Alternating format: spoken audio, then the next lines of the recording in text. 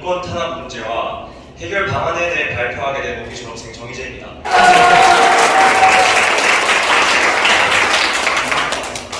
북한 인권 문제는 전 세계가 주목하고 있는 심각한 문제입니다. 김정은 독재 정권 아래 수많은 북한 주민들은 영양실조로 죽어가고 있으며 인권 탄압 또한 매우 심각한 상황입니다.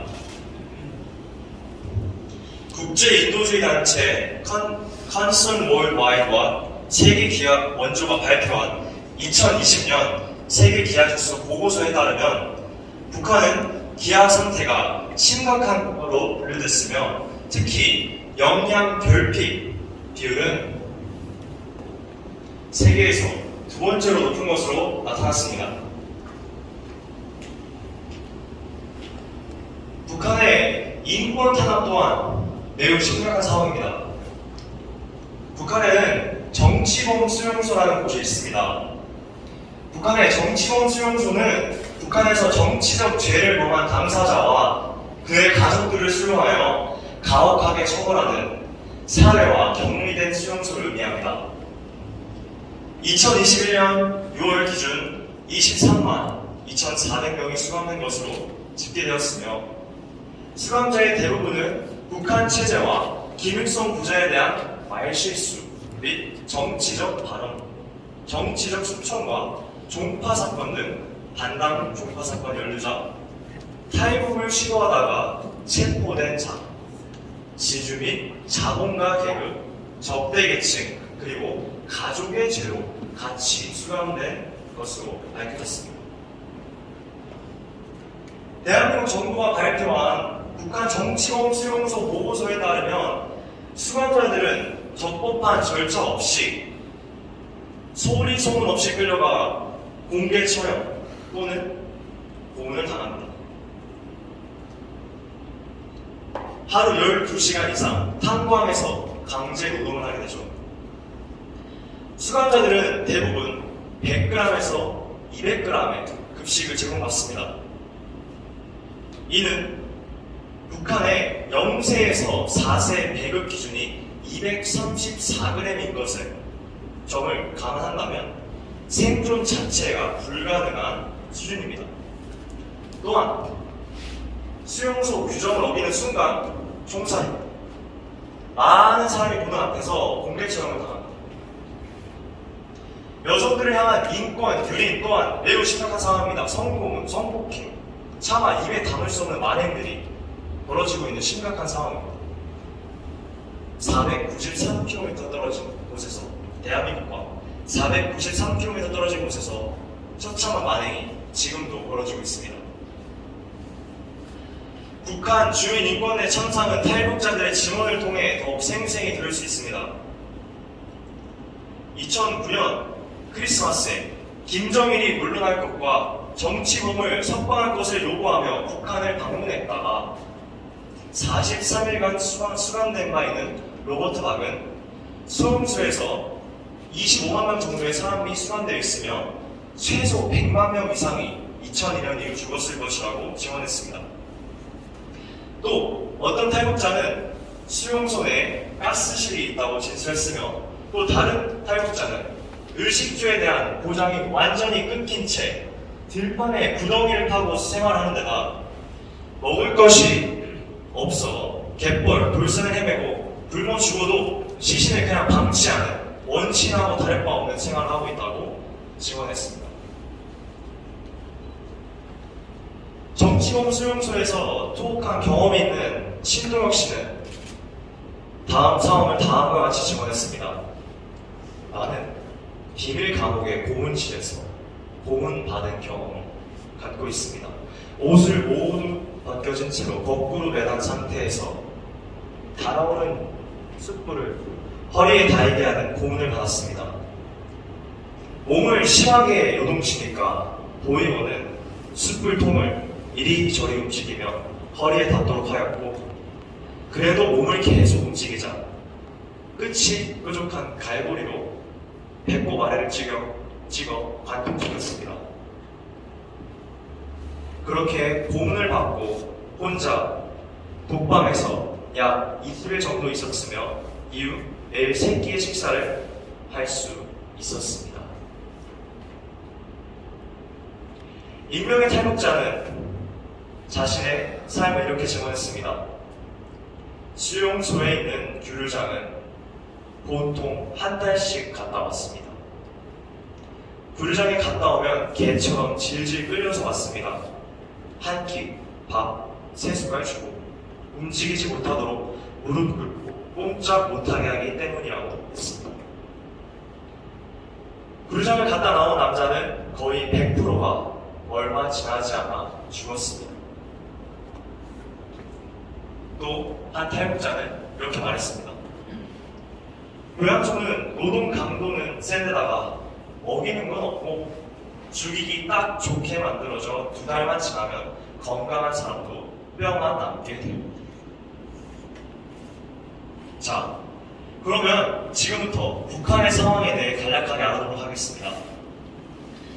북한은 주체 사상을 통치 기념으로 한 수령 독재 체제이며 1당 독재 체제입니다. 다시 말해 김일성, 김정일, 김정은으로 세습되는 전체주의적 독재 체제라고 할 수 있습니다.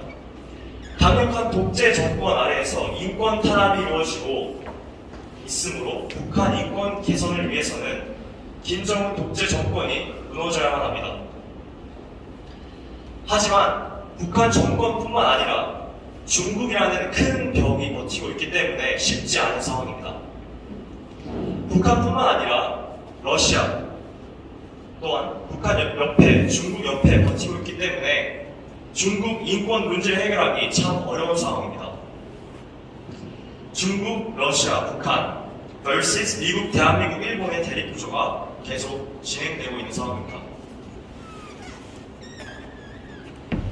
북한 인권 문제를 근본적으로 해결할 수 있는 방법은 자유민주주의 통일입니다.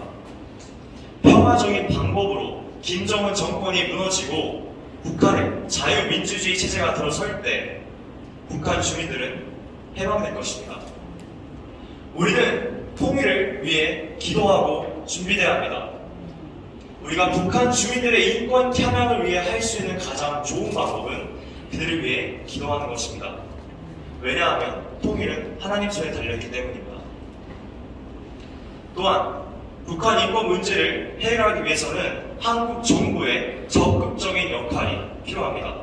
현재 중국 내 북한 탈북민을 강제 북송하는 가운데 한국 정부는 강력한 반대와 비판의 목소리를 내야 하며 국제사회가 관심을 가지도록 인권 문제 해결에 힘쓰도록 계속해서 문제를 제기하며 해결책을 찾아나가야 합니다. 그렇다면 국제사회, 즉 유엔은 북한 인권 침해를 어떤 관점으로 바라보고 있을까요? 유엔에서는 북한 인권 문제 논의, 유엔 인권이사 및 총회에서 매년 채택되는 북한 인권 결의를 중심으로 이루어집니다. 유엔 총회에서 2005년부터 북한 인권 결의가 채택되고 있습니다. 북한 내 인권 침해 및 식량 위기 등 인도적 상황에 대해 우려하고 북한의 개선 노력을 촉구하는 포괄적 내용을 담아왔으며 인권이사회 결의는 특별 절차의 하나인 북한 인권 특별보고관의 임명 또는 임무 갱신을 요청하고 북한과 유엔 등 국제사회의 북한 인권 개선을 위한 노력을 촉구하는 내용을 담고 있습니다. 그렇다면 지금부터는 저의 이야기를 해보려고 합니다. 그렇다면 저는 왜 갑자기 어느 순간에 북한 인권에 관심을 갖게 되었을까요? 말씀 한 구절이었습니다. 이사야 61장 1절 말씀입니다. 주 여호와의 영이 내게 내리셨으니 이는 여호와께서 내게 기름을 부으사 가난한 자에게 아름다운 소식을 전하게 하려 하심이라. 나를 보내사 마음이 상한 자를 고치며 포로된 자에게 자유를, 갇힌 자에게 노임을 선포하며. 아멘. 하나님께서 제게 주신 비전은 2,500만 북한 주민들이 자유를 위해 자유민주주의 통일에 기여하는 것입니다. 첫 번째, 저는 영적으로 기도 운동으로 통일에 기여하고 싶습니다. 아까 말씀드렸다시피 통일은 북한의 마음은 전적으로 하나님 손에 달려 있습니다.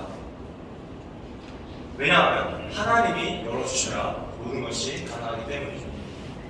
두 번째, 사회 영역에서 통일에 기여하는 사람이 되고 싶습니다.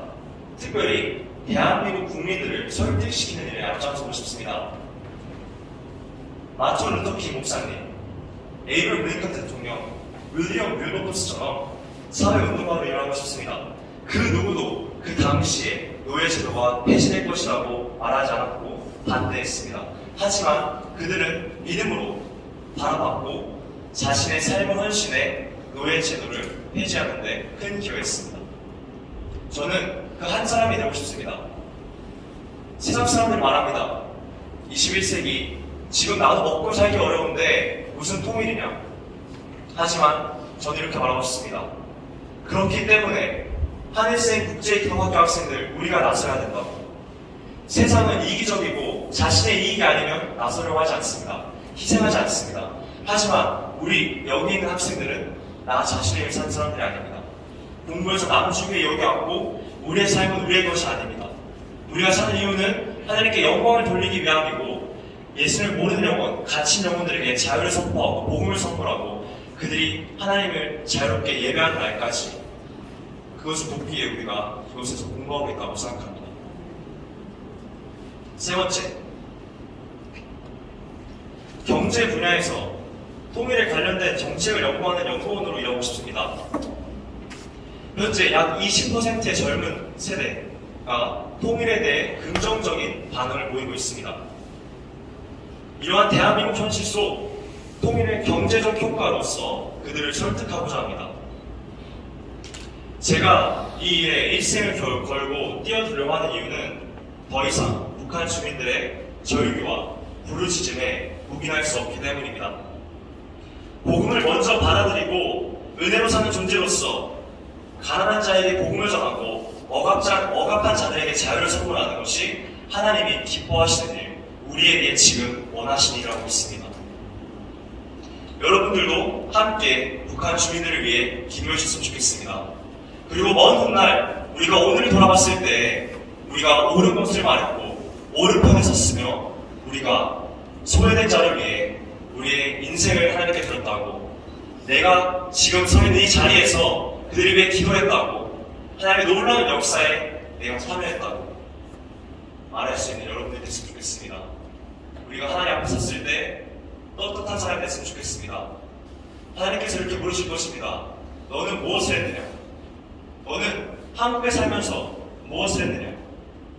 나는 너를 계획을 가지고 한국 땅에 보내었다. 이 땅은 기도로 세워졌고 기도로 나아가는 나라이고 하나님의 위대한 계획이 있는 나라입니다. 여러분들 오늘 저와 이 일에 동참해 주셨으면 좋겠습니다. 우리가 10초라도 북한 주민들을 위해 기도했으면 좋겠고 또 우리가 먼 훗날 사회에 나가서 그들을 위해 일하는 사람이 됐으면 좋겠습니다. When we look back on what we talked today, I hope that we did the right thing. And when we stand in front of God, I believe and I hope that we'll be able to say, I did the right thing before you. 저희 기도 제목은 하나님께 쓰임받는 인생이 되는 것, 미국에서도 좋은 멘토를 만나는 것입니다. 긴 발표를 들어주셔서 감사합니다.